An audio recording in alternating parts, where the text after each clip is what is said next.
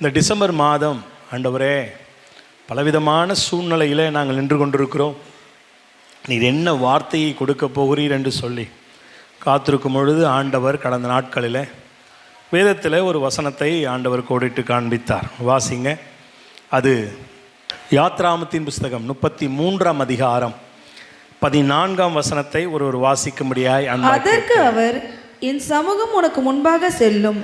அதற்கு அவர், என் சமூகம் உனக்கு முன்பாக செல்லும், நான் உனக்கு இளைப்பாறுதல் தருவேன் என்றார். நான் உனக்கு இளைப்பாறுதல் தருவேன் என்றார். ஆமென்.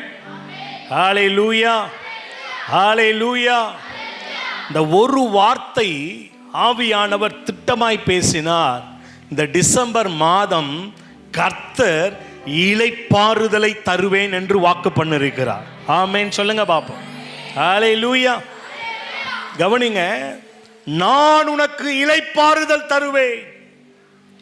கர்த்தர் இந்த 2025ஆம் ஆண்டு கடைசி மாதம், இந்த டிசம்பர் மாதம் கர்த்தருடைய பண்டிகைகளையும் பிறந்த நாட்களையும் கொண்டாடும்படி தங்களை ஆயத்தப்படுத்திக் கொண்டிருக்கிற கர்த்தருடைய பிள்ளைகளே, இந்த மாதம் கர்த்தர் நம்மை பார்த்து சொல்லுகிறார், நான் உனக்கு இளைப்பாறுதல் தருவேன். அவர் இளைப்பாறுதலை தருகிற தேவன். ஆமென். தேவன் நாம் மையப்படுவதாக. நீங்கள் இந்த இளைப்பாறுதல் என்றால் என்ன அப்படின்னு பார்த்தோம்னா, கேஜேவி பைபிளில், இங்கிலீஷ் பைபிளில் போட்டிருக்குது, I will give you rest. இன்னொன்று என்எல்டி அப்படின்னு ஒரு டிரான்ஸ்லேஷன் இருக்குது. அதில் இப்படி போட்டிருக்குது, everything will be fine for you. Everything, எல்லாம் உனக்கு நன்மையாய், சரியாய், சுகமாய், அழகாய் இருக்கும் என்று எழுதப்பட்டிருக்கிறது. Everything fine. எல்லாவற்றையும் கர்த்தர் சுமூகமாய் முடிய பண்ணுகிற தேவன் நம்முடைய தேவன். ஆமென் சொல்லுங்க பார்ப்போம். உங்க பக்கத்துவங்களை பார்த்து சொல்லுங்க, இந்த மாதம் கர்த்தர் எல்லாவற்றையும் சுமூகமாக, அமைதியாக, நேர்த்தியாக, ஆசீர்வாதமாக நடத்துவார். உங்களை இளைப்பாற பண்ணுவார். ஆமென். இளைப்பாறுதல் என்றால் ரெஸ்ட் அப்படின்னா அமைதி, ரொம்ப காமா இருக்கிற மாதிரி, ஓய்வெடுக்கிற மாதிரி, அலைச்சல் இல்லாமல், பதட்டம் இல்லாமல், பயம் இல்லாமல், எல்லா சூழ்நிலையும் கர்த்தர் நமக்கு அனுகூலமாய் மாற்றி நம்மளை நடத்த போகிறார். ஆமென். ஹல்லேலூயா. உங்க பக்கத்தில் உங்களை பார்த்து சொல்லுங்க, கர்த்தர் இந்த மாதம் உங்களுக்கு இளைப்பாறுதலை கொடுப்பார். இந்த ராத்திரி வேளையிலும் வந்திருக்கிற என் பெனியேல் குடும்பத்தாரே, உங்களை பார்த்து கர்த்தருடைய ஊழியக்காரனாய், தேவ மனிதனாய் நான் சொல்லுகிறேன், கர்த்தர் சொன்ன வார்த்தையின்படி இந்த 2025ஆம் ஆண்டு இந்த டிசம்பர் மாதம் கர்த்தர் உங்களுக்கு இளைப்பாறுதலை கொடுப்பார். ஆமென் சொல்லுங்க பாப்போம். கவனிங்க, வேதத்தில் நீங்கள் வாசிச்சிங்கன்னு சொன்னால், இந்த ராத்திரி வேளையிலும் கூட ஆண்டவர் எப்படிப்பட்ட அல்லது எதிலிருந்து நமக்கு இளைப்பாறுதல் தருவார். ஒரு 3 தீர்க்க தரிசனமான காரியத்தை உங்கள் மத்தியில் நான் வேகமாய் சொல்லி நான் கடந்து போக விரும்புகிறேன். ஆண்டவர் எதிலிருந்து அல்லது எப்படிப்பட்ட இளைப்பாறுதலை கர்த்தர் நமக்கு கொடுக்க போகிறார். வாசிங்க. உபாகமத்தின் புஸ்தகம் 12ஆம் அதிகாரம் 10ஆம் வசனம். உபாகமம் 12:10. நீங்கள் யோர்தானை கடந்து போய், நீங்கள் யோர்தானை கடந்து போய், உங்கள் தேவனாகிய கர்த்தர், உங்கள் தேவனாகிய கர்த்தர் உங்களுக்கு சுதந்திரமாக கொடுக்கும் தேசத்தில், உங்களுக்கு சுதந்திரமாக கொடுக்கும் தேசத்தில் குடியிருக்கும் போது சுற்றிலும் இருக்கிற உங்கள் சத்துருக்களை எல்லாம் அவர் விலக்கி உங்களை இளைப்பாற பண்ணுகிறதினால் போதும். சுற்றிலும் இருக்கிற உங்கள் சத்துருக்களை எல்லாம் அவர் விலக்கி உங்களை இளைப்பாற பண்ணுவார். ஆமென். ஹல்லேலூயா. கவனிங்க, நீங்க யோசுவா 21ஆம் அதிகாரம் 44ஆம் வசனத்தை வாசிச்சிங்கன்னா, யோசுவா 21:44. கர்த்தர் அவர்களுடைய பிதாக்களுக்கு ஆணையிட்டபடியெல்லாம் அவர்களை சுற்றிலும் யுத்தம் இல்லாமல் இளைப்பாற பண்ணினார். அவர்களை சுற்றிலும் முற்றிலும் யுத்தமில்லாமல் அவர்களை என்ன பண்ணாராம்? இளைப்பாற பண்ணினார். அவர்களுடைய எல்லா சத்துருக்களிலும் ஒருவரும் அவர்களுக்கு முன்பாக நிற்கவில்லை. அவர்கள் சத்துருக்களை எல்லாம் கர்த்தர் அவர்கள் கையில் ஒப்பு கொடுத்தார். ஆமென் சொல்லுங்க பாப்போம். ஹல்லேலூயா. எனக்கு அன்பான தேவ பிள்ளைகளே, முதலாவது இந்த மாதம் கர்த்தர் எதிலிருந்து அல்லது எப்படிப்பட்ட இளைப்பாறுதலை தருவார் என்று சொன்னால், முதலாவது உன்னுடைய சத்துருக்களை எல்லாம் உன்னை விட்டு விலக்கி, உங்கள் சத்துருக்களை எல்லாம் உங்களை விட்டு நீக்கி, உங்கள் சத்துருக்களை எல்லாம் உங்களை விட்டு அகற்றி, என் தேவன் சத்துருக்கள் இல்லாத ஒரு இளைப்பாறுதலை தேவன் கொடுக்க போகிறார். ஆமென். கவனிங்க, ஒரு காரியம் சொல்றேன். ஒரு மனிதனுடைய வாழ்க்கையில் அலைச்சல் வருவதற்கு காரணம் என்ன? பதட்டம் வருவதற்கு காரணம் என்ன? போராட்டம் வருவதற்கு காரணம் என்ன? துக்கப்படுவதற்கு காரணம் என்ன? சில நேரங்களில் நமக்கு விரோதமாய் சத்துருக்கள் எழும்பி அவர்கள் செய்யக்கூடிய கிரியைகள் நிமித்தமாக, அவர்கள் பேசுகிற வார்த்தைகள், அவர்கள் நமக்கு பின்பதாக செய்யக்கூடிய சில காரியங்கள், இதெல்லாம் நம்முடைய வாழ்க்கையில் மிகுந்த வருத்தத்தையும் வேதனையையும் நெருக்கத்தையும் போராட்டத்தையும் பதட்டத்தையும் பயங்களையும் கலக்கத்தையும் நமக்கு கொண்டு வரும். அன்றைக்கு இஸ்ரவேல் ஜனங்கள் தங்கள் சத்துருக்கள் நிமித்தம் கலங்கியிருந்தாங்க.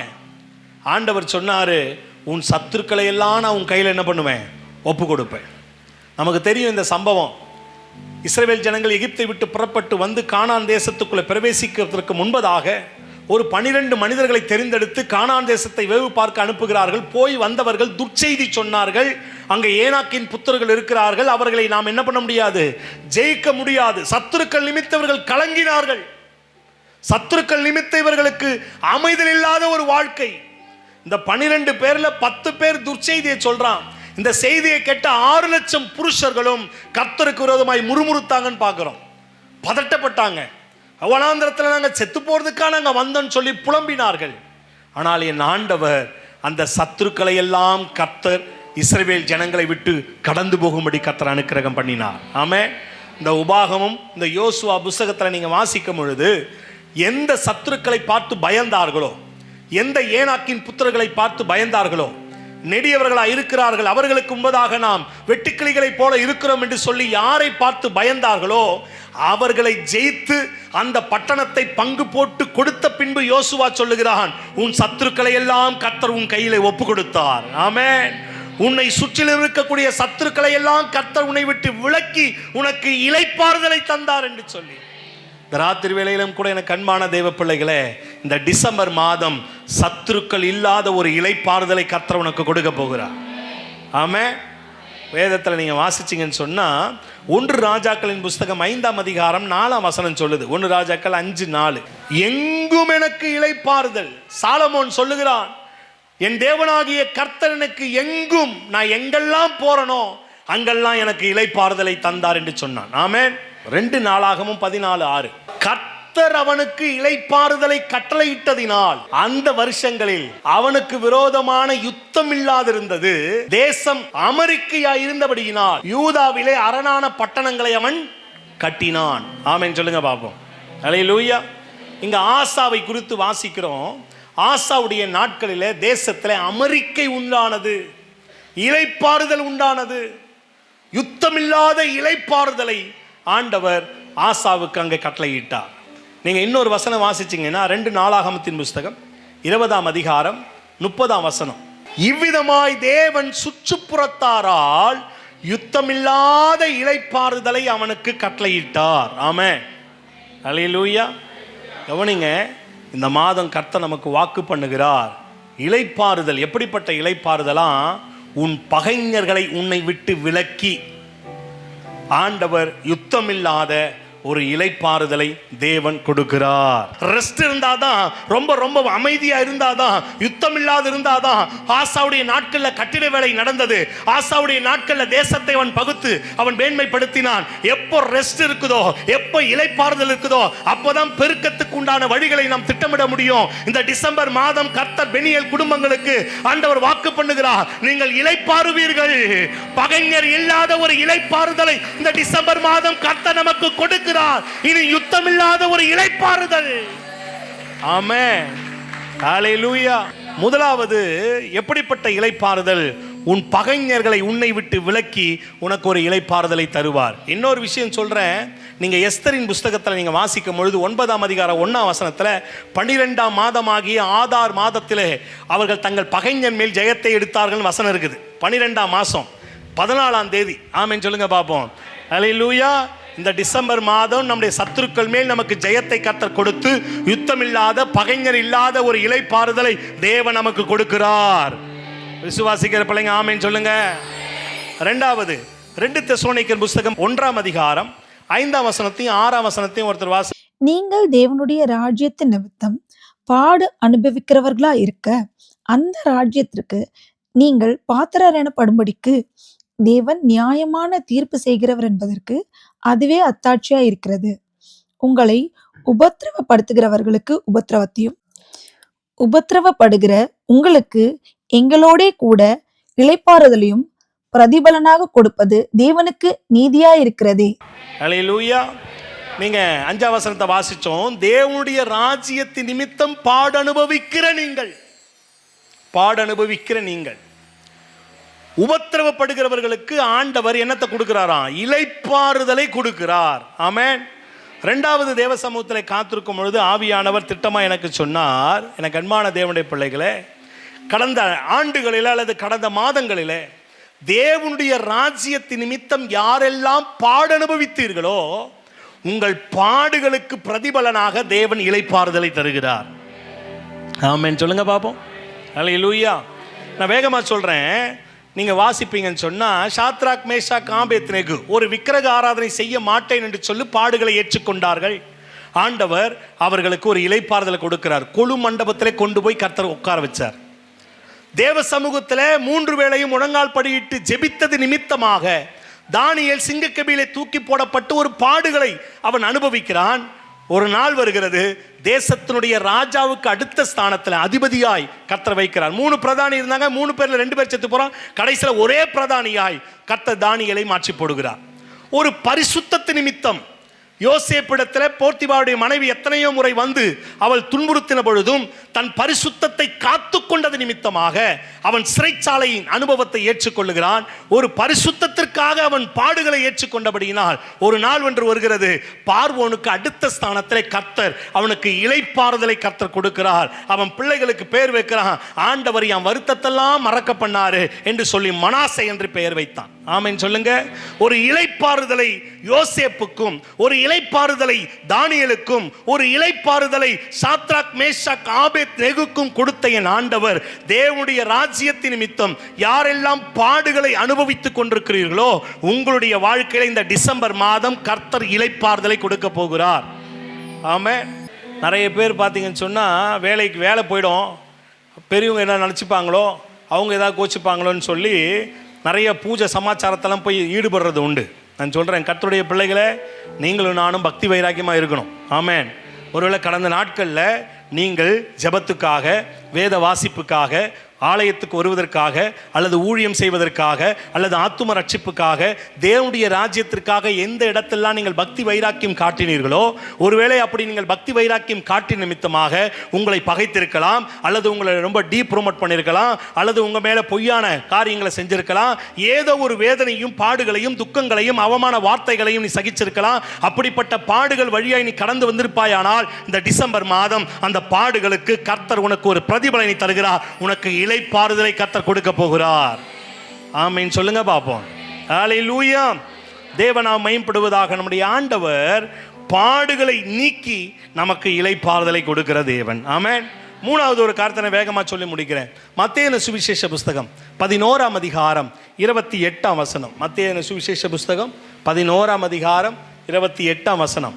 வருத்தப்பட்டு பாரம் சுமக்கிறவர்களே, நீங்கள் எல்லோரும் என்னிடத்தில் வாருங்கள், நான் உங்களுக்கு இளைப்பாறுதல் தருவேன். மூணாவது, முதல்ல ஆண்டவர் பகைஞர்களை விலக்கி இளைப்பாறுதல் தருவார். ரெண்டாவது, ஆண்டவர் உன் பாடுகளுக்கு பலனாக இளைப்பாறுதல் தருவார். மூணாவது, யாரெல்லாம் வருத்தப்பட்டு பாரம் சுமக்கிறவர்கள்.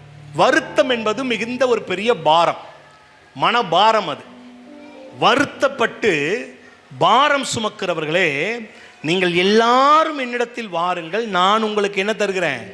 அந்த பாரத்தை உங்களை விட்டு நீக்கி உங்களுக்கு இளைப்பாறுதல் தருகிறேன். ஆமேன்னு சொல்லுங்க பார்ப்போம். கவனிங்க, தேவ சமூகத்தில் காத்திருக்கும் பொழுது எனக்கு ஆண்டவர் இந்த டிசம்பர் மாதம் கொடுத்த ரேமா, நான் ஒவ்வொரு மாதமும் ஒரு ரேமா கொடுத்துட்ருக்கிறேன். ரேமா என்று சொன்னால் அனுப்பப்பட்ட வார்த்தை. இந்த வார்த்தையை ஆண்டவர் நிச்சயம் நிறைவேற்றுவார்.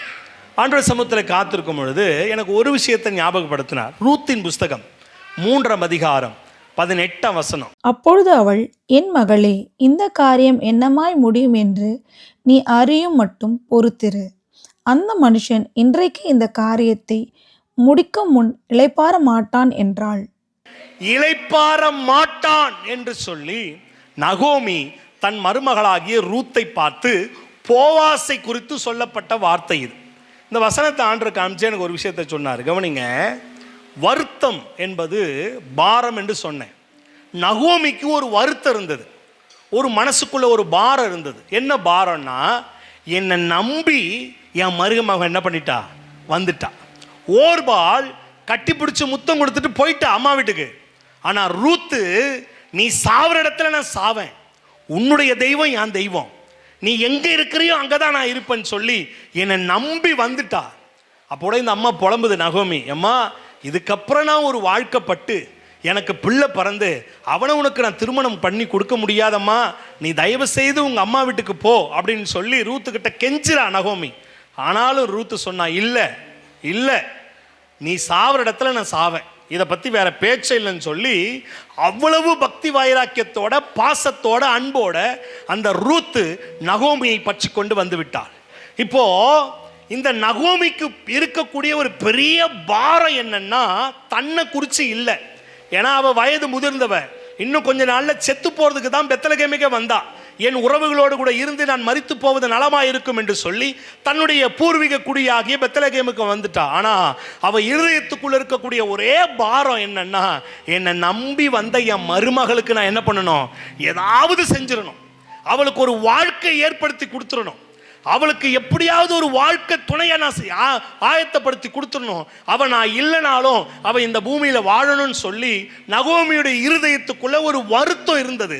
அது அவளுக்கு ஒரு பெரிய பாரமாகவே இருந்தது. நாள் ஒன்று வந்தது, அன்றைக்கு கர்த்தர் போவாசை சந்திக்கும்படி கர்த்தர் அனுக்கிரகம் பண்ணினார். அந்த போவாஸ் இந்த ரூத்தை திருமணம் படும்படி தேவன் அனுக்கிரகம் செய்தார். ஆமென் சொல்லுங்க பார்ப்போம். இங்கே நகோமி சொல்கிறா, இந்த காரியத்தை முடிக்கிற வரைக்கும் அவன் என்ன பண்ண மாட்டான், இளைப்படைய மாட்டான். நான் இப்படி யோசிக்கிறேன், ரூத்தே உன்னை இளைப்பாற பண்ணுகிற வரைக்கும் போவாஸ் ஆகிய அவன் இளைப்பாறுவதில்லை என்று சொல்லி நகோமி அறிக்கை பண்ணினாள். ஆமென் சொல்லுங்க. இந்த ராத்திரி வேளையில வந்திருக்கக்கூடிய உங்களை பார்த்து கர்த்தருடைய தேவ மனிதனாய் நான் சொல்லுகிறேன், எனக்கு அன்பான தேவனுடைய பிள்ளைகளே, என் ஆண்டவர் உங்களுடைய வாழ்க்கையில ஒரு பாரத்தை நீக்கி, உங்கள் வருத்தத்தை நீக்கி உங்களை இளைப்பாற பண்ணும் வரைக்கும் அவர் இளைப்பாறுவதில்லை. ஆமென் சொல்லுங்க. போவாஸ் இயேசு கிறிஸ்துவுக்கு ஒப்பனையாய் சொல்லப்பட்டவன். அந்த போவாஸ் ரூத்துக்கு ஒரு இளைப்பாறுதலை தரும் வரைக்கும் அவன் இளைப்படையாதவனாய் அங்கும் இங்கும் அலைந்து கொண்டிருந்ததை குறித்து வேத சரித்திரத்தை நாம் பார்க்க முடியும். எனவேதான் என் ஆண்டவராக இயேசு கிறிஸ்து சொன்னார், தேவ பிள்ளையே, நீ வருத்தத்தோடும் பாரத்தோடும் அலைந்து திரிந்து கொண்டு இருப்பது என்ன? உன் வருத்தம் நீங்கும்படியாய், உன் பாரம் நீங்கும்படியாய் நீ என்னிடத்துக்கு வருவாயானால் நான் உனக்கு இளைப்பாறுதலை தருவேன் என்று இயேசு சொன்னார். நீங்க மார்க் எழுதின சுவிசேஷ புஸ்தகம் 5ஆம் அதிகாரம் 26ஆம் வசனத்தில் நீங்க வாசிப்பீங்கன்னு சொன்னால், 12 வருஷமாய் பெரும்பாடு உள்ள ஸ்திரீ அநேக வைத்தியரிடத்தில் சென்று சற்றாகிலும் குணமடையாமல் அவள் வருத்தப்பட்டாள் என்று எழுதப்பட்டிருக்கிறது. வருத்தப்பட்டாள். எந்த வைத்தியர்களும் அவர்களை குணமாக்க முடியவில்லை. எத்தனையோ முயற்சிகள் செய்தும் எல்லா முயற்சியும் தோல்வியில முடிந்தது. அவள் வருத்தப்பட்டாள். ஒரு நாள் இயேசுவை தொடுவேன் என்று சொல்லி அவளுடைய வஸ்திரத்தின் ஓரத்தை தொட்ட பொழுது அவளுடைய வருத்தம் என்கிற பாரம் அவளை விட்டு நீங்கினது. தேவன் அவளுக்கு ஒரு இளைப்பாறுதலை கர்த்தர் கொடுத்தார். ஆமென். இந்த மருத்துவர்கிட்ட போகலாமா, அந்த மருத்துவர்கிட்ட போகலாமா, இவர் எனக்கு சரி பண்ணி கொடுத்துருவாரா, எல்லாம் ஒட்டுமொத்த ரிப்போர்ட்டை இங்கேயும் அங்கேயும் எடுத்து அலைஞ்சு திரிஞ்சு கொண்டிருந்த அந்த பெரும்பாடுள்ள ஸ்திரீ ஒரு நாள் எந்த மருத்துவர்கிடத்திலும் போக வேண்டாம் என்று சொல்லி தன் வீட்டிலே அமர்ந்து சுகமாய் இளைப்பாறும்படி கர்த்தர் அந்த 12 வருடமுள்ள பெரும்பாடுள்ள ஸ்திரீக்கு ஒரு இளைப்பாறுதலை கொடுக்க கூடும் என்று சொன்னால், இந்த ராத்திரி வேளையிலும் கூட சூழ்நிலைகள் நமக்கு சாதகமாய் இல்லாத பொழுதும், இயற்கை நமக்கு அனுகூலமாய் இல்லாத பொழுதும் இந்த வாக்குத்தத்த ஆராதனைக்கு போக வேண்டும் என்று சொல்லி வந்திருக்கிற உங்களுடைய வாழ்க்கையில கர்த்தர் உங்களுடைய பாரத்தை எல்லாம் நீக்கி உங்களுக்கு ஒரு இளைப்பாறுதலை தேவன் கொடுக்கவர் போதுமானவர். ஹல்லேலூயா. திருமண வயது ஆகிக்கொண்டே இருக்கிறது, என் பிள்ளைக்கு இன்னும் திருமணம் நடக்கவில்லை என்று சொல்லி வருத்தத்தோடும் பாரத்தோடு நீ வந்திருக்கலாம். என் சரீரத்தில் இருக்கிற வியாதி குணமாகுவதற்கு நான் என்ன செய்வேன் என்று சொல்லி வருத்தத்தோடும் பாரத்தோடும் வந்திருக்கலாம். தங்கள் பிள்ளைகளை குறித்து, தன் கணவன் ரட்சிக்கப்படாத கணவனை குறித்து, ரட்சிக்கப்படாத மனைவியை குறித்து, ரட்சிக்கப்படாத பிள்ளைகளை குறித்து, தங்கள் தொழிலை குறித்து, தங்கள் எதிர்காலத்தை குறித்து, தங்கள் வாழ்க்கை குறித்து மன வருத்தத்தோடும் மனபாரத்தோடும் யாரெல்லாம் வந்திருக்கிறீர்களோ, என் ஆண்டவர் இந்த ராத்திரி வேளையில உன் பாரத்தை கர்த்தர் உன்னை விட்டு நீங்கும்படி செய்ய போகிறார். இந்த டிசம்பர் மாதம் உனக்கு இளைப்பாறுதல், உனக்கு இளைப்பாறுதல், உனக்கு இளைப்பாறுதல். பகைஞர்களை நீக்கி கர்த்தர் இளைப்பாற பண்ணுவார். பாடுகளை நீக்கி கர்த்தர் இளைப்பாற பண்ணுவார். உன் பாரத்தை நீக்கி கர்த்தர் உனக்கு இளைப்பாற பண்ணுவார். அப்படியே இருக்கிற இடங்களில் யாவரும் எழுந்து நின்று கண்களை மூடி 3 காரியத்தை ஆவியானவர் திட்டமாய் சொன்னார். 1, உன் பகைஞர்களை கர்த்தர் உன்னை விட்டு நீக்குவார், உனக்கு இளைப்பாறுதல் உண்டாகும். பாடுகளை சகித்துக் கொண்டிருக்கிற உன்னுடைய வாழ்க்கையில பிரதிபலனாக கர்த்தர் இளைப்பாறுதலை கொடுக்க போகிறார். இதோ வருத்தத்தோடும் பாரத்தோடும் இருக்கிற உன் மன பாரத்தை, எதை குறித்து நீ பாரப்பட்டு கொண்டிருக்கிறாயோ, உன் பாரத்தை உன்னை விட்டு நீங்கும்படி செய்து உனக்கு ஒரு இளைப்பாறுதலை கர்த்தர் கொடுக்க போகிறார். தேவ சமூகத்தில் உண்மையாக உங்கள் வலது கரத்தை வானத்துக்கு நேராக உயர்த்தி, thank you holy spirit, thank you master. அவர் ஆணையிட்டபடி எல்லாம் செய்து முடிப்பார். அவர் வாக்குத்தத்தத்தை அவர் நிறைவேற்றுவார். அவர் சொன்ன நல்வார்த்தை நிறைவேறும். நிச்சயம் அது நிறைவேறும். இளைப்பாறுதல் என்னை சுற்றிலும், இளைப்பாறுதல் என் எல்லை எங்கிலும், இளைப்பாறுதல் என் எல்லை எங்கிலும் என்று சொல்லி நாம் பாடின வண்ணமாகவே ஆண்டவர் இந்த மாதம் நமக்கு இளைப்பாறுதலை கர்த்தர் கொடுக்க போகிறார். இளைப்பாறுதல், இளைப்பாறுதல். இஸ்ரவேலே, என் சமூகம் உனக்கு முன்பாக செல்லும், நான் உனக்கு இளைப்பாறுதலை தருவேன். 2 கரங்களை வானத்துக்கு நேராக உயர்த்தி அங்கலாய்ப்போடும் பதட்டத்தோடும் பயத்தோடும் திகிலோடும் நடுக்கத்தோடும் கலக்கத்தோடும் ஒருவேளை நீங்கள் இருந்து கொண்டிருப்பீர்கள். ஆனால் இந்த ராத்திரி வேளையில் 2 கரங்களை உயர்த்தி சொல்லுங்க, கர்த்தர் நமக்கு இளைப்பாறுதலை கொடுக்க போகிறார். கர்த்தர் நமக்கு இளைப்பாறுதலை கொடுப்பார். அவர் நமக்கு இளைப்பாறுதலை உண்டு பண்ணுகிற தேவன். ஹல்லேலூயா. இரக்கத்தில் ஐஸ்வர்யமுள்ள எங்கள் நல்ல தகப்பனே, அருமையான அந்த ராத்திரி வேளையிலும் கூட நம்முடைய சமூகத்துக்கு நேராக நாங்கள் வருகிறோம். ஆண்டவரே, இந்த டிசம்பர் மாதம் கர்த்தர் நீர் வாக்கு பண்ணினீர், நான் உனக்கு இளைப்பாறுதல் தருவேன். சொப்பனங்கள் மூலமாக நீர் உறுதிப்படுத்தினீர், நான் உங்களுக்கு இளைப்பாறுதல் தருவேன். பெனியேல் குடும்பத்தார் கொண்டாடி மகிழ்ந்து கொண்டிருக்கிறதை போல தேவன் ஒரு பெரிய இளைப்பாறுதலை தேவன் ஆண்டவர் நீர் எங்களுக்கு கொடுக்க போகிறீர். கொடுத்து விட்டு நாங்கள் விசுவாசிக்கிறோம்.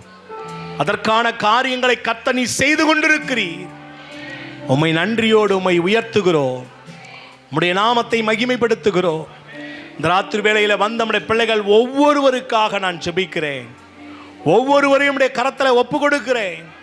நீ சொன்ன வார்த்தையை நான் அறிக்கை பண்ணுகிறேன். சுற்றிலும் இருக்கக்கூடிய பகைஞர்களை விலக்கி உடைய பிள்ளைகளுக்கு இளைப்பாறுதலை தருவீராக. உடைய பிள்ளைகளுக்கு விரோதமாய், குடும்பத்துக்கு விரோதமாய், தொழிலுக்கு விரோதமாய், பொருளாதாரத்துக்கு விரோதமாய், ஆசீர்வாதங்களுக்கு விரோதமாய் எழும்புகிற எல்லா பகைஞர்களையும் கர்த்தர் இந்த மாதம் உம்முடைய பிள்ளைகளை விட்டு நீர் விலக்க பண்ணுவீராக. தேவனே, உம்முடைய பிள்ளைகளுடைய பாடுகளுக்கு நீர் இளைப்பாறுதலை கட்டளையிடுங்கப்பா. கிறிஸ்துவின் நிமித்தம் ஆண்டவரே, ரட்சிக்கப்படாத குடும்பத்தில் ரட்சிக்கப்பட்ட ஒரு நபர் நிமித்தம், அந்த ஒரு நபர் ஆண்டவரே மற்றவர்கள் நிமித்தம் படக்கூடிய பாடுகளை கர்த்தர் நீ அறிந்திருக்கிறீர். இந்த மாதம் கர்த்தர் இளைப்பாறுதலை கர்த்தர் உண்டு பண்ணுங்கப்பா. தேவனே, நீ சொன்னீர், யாரெல்லாம் வருத்தம் என்கிற பாரத்தை சுமந்து கொண்டிருக்கிறார்களோ அந்த பாரத்தை நான் நீக்குவேன், இளைப்பாறுதலை தருவேன் என்று சொன்னீரே. இந்த வார்த்தை உம்முடைய பிள்ளைகளுக்கு நீர் பலிக்க பண்ணுவீராக. வருத்தம் என்கிற பாரம் உம்முடைய பிள்ளைகளை விட்டு நீங்குவதாக. இருதய பாரங்கள் நீங்குவதாக. பிள்ளைகளை குறித்து இருக்கக்கூடிய பாரங்கள் நீங்குவதாக. பலவீனங்களை குறித்து இருக்கிற பாரங்கள் நீங்குவதாக. கடன் பிரச்சனையினால் இருக்கக்கூடிய பாரங்களை கர்த்தர் நீங்க பண்ணுவீராக. எதிர்காலத்தை குறித்து இருக்கக்கூடிய கேள்விகள், குழப்பங்கள், உண்டாகிற பயங்கள், இதனால் உண்டாகிற பாரத்தை கர்த்தர் நீங்க பண்ணுவீராக. என் கர்த்தருடைய பிள்ளைகளுக்கு இளைப்பாறுதலை தருவீராக. இந்த வார்த்தை கேட்டுக்கொண்டிருக்கிற ஒவ்வொரு பிள்ளைகளுக்கும் இந்த மாதம் இளைப்பாறுதல் உண்டாகும்படியா நான் ஜெபிக்கிறேன். நன்மையும் கிருபையும் தொடரட்டும். இயேசு கிறிஸ்துவின் நாமத்தில் ஜெபிக்கிறேன் நல்ல பிதாவே. ஆமென், ஆமென்.